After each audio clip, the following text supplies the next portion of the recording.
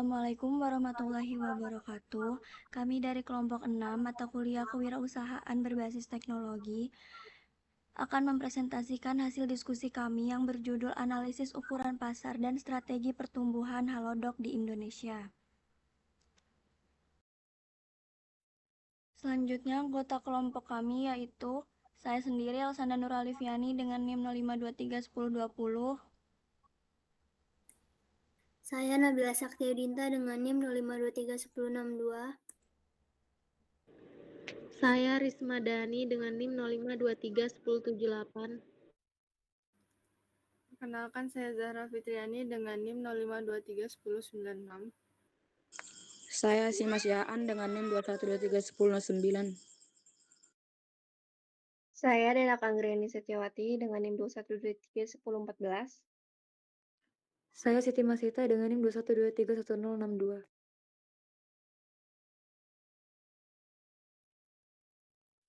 Baik, selanjutnya yaitu materi presentasi yang akan kami presentasikan yaitu yang pertama latar belakang, yang kedua market size yang meliputi TAM, SAM, dan SOM, yang ketiga peluang pertumbuhan pasar, keempat strategi pertumbuhan dengan matriks Ansoff, yang kelima strategi yang dipilih, dan yang keenam kesimpulan.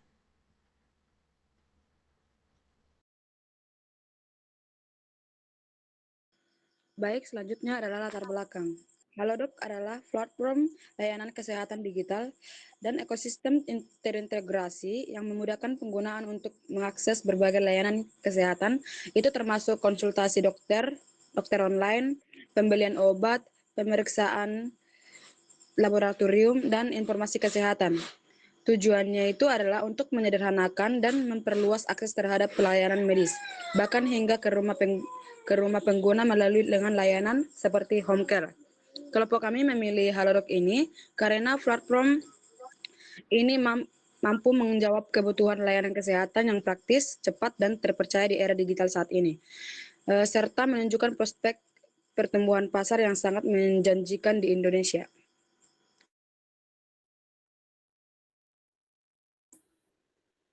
Berikutnya yaitu market size, TAM, SAM, dan SOM. Yang pertama yaitu TAM atau Total Addressable Market. Di sini yaitu semua masyarakat Indonesia yang membutuhkan layanan kesehatan seperti belanja rumah sakit, konsultasi dokter, obat-obatan, laboratorium, hingga layanan home care dengan estimasi jumlah kurang lebih 600 triliun rupiah per tahun. Kemudian SAM atau Serviceable Addressable Market yaitu jumlah masyarakat Indonesia pengguna internet yang dapat mengakses layanan kesehatan digital dengan estimasi jumlah 60-90 triliun rupiah per tahun. Dan berikutnya yaitu SOM atau Serviceable Obtainable Market, yaitu pangsa pasar nyata yang dikuasai Halodoc sebagai market leader telemedicine di Indonesia dengan estimasi jumlah 24-36 triliun rupiah per tahun.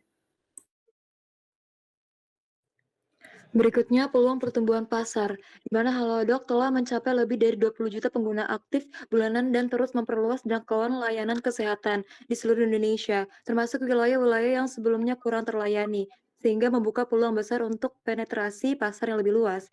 Selanjutnya, Halodoc mengalami pertumbuhan sekitar 50% secara tahunan, di mana tingginya permintaan akan layanan konsultasi medis digital, pengiriman obat, serta layanan kesehatan vertikal seperti kesehatan mental dan nutrisi yang semakin diminati masyarakat. Terakhir, di mana dukungan kuat dari investor besar seperti Astra International dengan investasi signifikan yang memperkuat posisi Halodoc untuk berinovasi dan mengembangkan ekosistem layanan kesehatan digital yang terintegrasi sehingga dapat menjangkau berbagai segmen masyarakat. Selanjutnya, matriks Ansoff, di mana kuadrannya yaitu matrix penetration. Strategi yang sudah dilakukan atau berjalan, yang pertama peningkatan pengguna aktif bulanan lewat pemasaran digital. Kedua, penambahan layanan pendukung seperti home lab dan layanan dokter ke rumah. Ketiga, fokus pada presentasi dan memperluas dan memperdalam hubungan dengan pengguna. Peluang tambahan ada 3, meningkatkan frekuensi penggunaan layanan, peningkatan penetrasi di daerah-daerah terpencil, optimasi kanal pemasaran lokal, serta memperkuat kepercayaan dan reputasi. Resikonya persaingan dari pemain health tech lainnya, tantangan regulasi misalnya persetujuan pemerintah, biaya logistik dan operasional, kepuasan dan retensi pengguna menurun. Selanjutnya yaitu kuadran market development atau memasuki pasar baru dengan produk yang ada. Strategi yang sudah dilakukan atau yang sedang berjalan untuk saat ini yaitu ekspansi geografis, yaitu Halodoc sudah melayani banyak provinsi di Indonesia mencakup provinsi terpencil. Selanjutnya ada berkolaborasi dengan perusahaan dan mitra asuransi untuk menjangkau segmen B2B. Yang ketiga yaitu mungkin juga memperluas segmen pelanggan seperti dari konsumen individu ke segmen korporasi atau perusahaan. Peluang tambahan untuk saat ini yaitu ada ekspansi ke negeri luar atau regional, segmentasi pasar baru di dalam negeri, misalnya layanan khusus untuk kelompok umur tertentu. Selanjutnya ada kolaborasi dengan institusi pemerintah untuk menjangkau populasi yang sebelumnya undiserved. Selanjutnya ada risiko atau tantangan yang akan didapat yaitu hambatan regulasi dan birokrasi di wilayah baru atau lintas negara. Lalu ada adaptasi budaya dan preferensi pasien berbeda antar wilayah. Dan yang terakhir adalah biaya pemasaran dan akuisisi pelanggan yang tinggi di pasar baru. Selanjutnya untuk kuadran produk development atau menggambarkan produk dan jasa baru untuk pasar yang sudah ada. Strategi yang sudah dilakukan atau sedang berjalan yaitu peluncuran Halo Skin, klinik digital perawatan kulit, dan Halo Fit atau program kesehatan. Lalu ada penambahan fitur dan layanan seperti Health Store, dan ada layanan pelatihan tenaga kesehatan seperti Halodoc Academy. Peluang tambahan yaitu pengembangan layanan spesialis lebih mendalam, lalu ada kesehatan preventif lebih agresif, dan ada produk digital pendukung seperti aplikasi pendukung, monitoring, layanan tambahan dalam asuransi kesehatan seperti paket premis, dan lain hal. Resiko atau tantangan yang didapat yaitu R&D dan investasi besar untuk produk baru. Risiko adopsi produk baru rendah jika pengguna tidak terbiasa. Lalu ada fokus produk baru bisa menyita perhatian dari core bisnis jika tidak seimbang. Kemudian yang terakhir ada kompetisi dengan spesialis independen atau klinik khusus biasa yang ketat.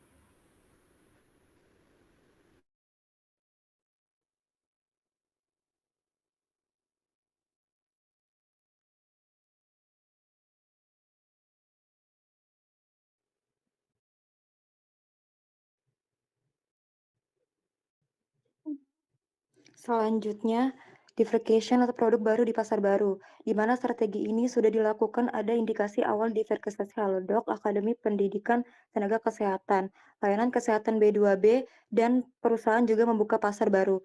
Ada juga untuk diversifikasi vertikal horizontal dengan Health Store. Peluangnya masuk ke bisnis perangkat medis atau wearable, ekspansi ke pasar regional luar, kemitraan dengan rumah sakit untuk menyediakan layanan kesehatan fisik, lini wellness, health yang lebih luas. Lalu, risikonya memerlukan investasi besar, masalah reputasi jika produk tidak sesuai standar, fokus terbagi bisa mempengaruhi operasional produk inti, kebutuhan modal, dan kapabilitas yang berbeda. Risiko pasar baru yang tidak diketahui seperti budaya, prevensi, regulasi, serta persaingan lokal. Selanjutnya yaitu strategi rencana bisnis. Terdapat 4 strategi diantaranya yaitu penetrasi pasar, yaitu Halodoc dapat memperkuat posisinya lewat promosi, diskon layanan, dan peningkatan kualitas aplikasi agar lebih cepat, mudah, dan aman. Strategi ini mendorong loyalitas pengguna dan memperbesar pangsa pasar terutama di perkotaan. Kemudian yang kedua yaitu pengembangan pasar. Halodoc bisa memperluas jangkauan ke daerah di luar kota besar dengan bekerja sama dengan rumah sakit, klinik, apotek, dan pemerintah daerah. Selain itu, ada peluang ekspansi ke negara Asia Tenggara dengan kebutuhan serupa. Yang ketiga yaitu pengembangan produk.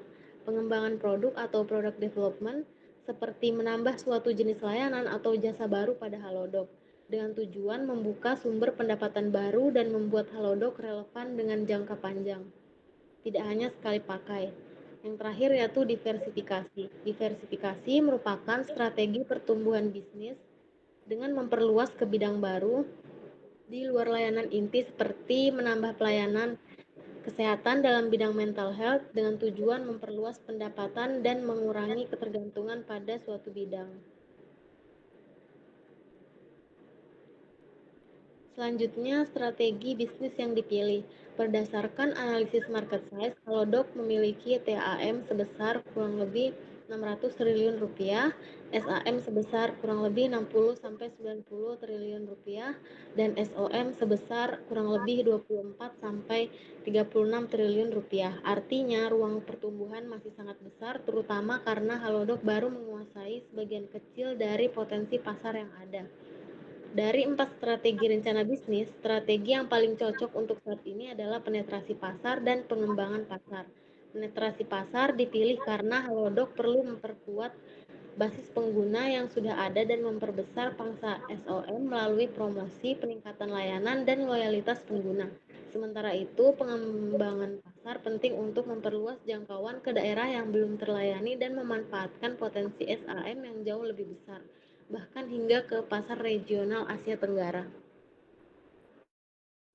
Jadi, terdapat kesimpulan, berdasarkan hasil analisis market size, Halodoc memiliki peluang pasar yang sangat besar di Indonesia, didukung oleh populasi yang tinggi, penetrasi internet yang semakin luas, dan meningkatnya kesadaran masyarakat terhadap kesehatan. Hal ini menunjukkan potensi pertumbuhan yang signifikan di layanan telemedicine, konsultasi dokter online, dan pemesanan obat.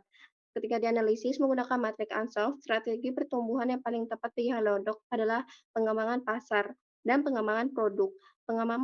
Pengembangan pasar dapat dilakukan dengan memperluas layanan ke kota-kota Tier 2 dan Tier 3 yang masih memiliki keterbatasan akses kesehatan, serta meningkatkan edukasi masyarakat mengenai telemedicine.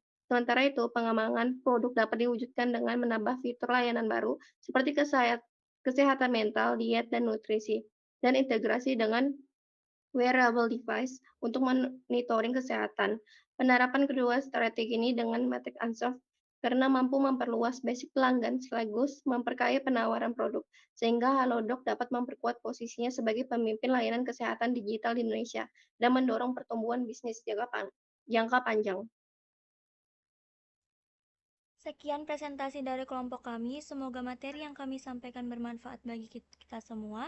Saya selaku moderator mengucapkan terima kasih atas perhatiannya dan mohon maaf apabila masih terdapat kesalahan dalam penyampaian materi. Wassalamualaikum warahmatullahi wabarakatuh.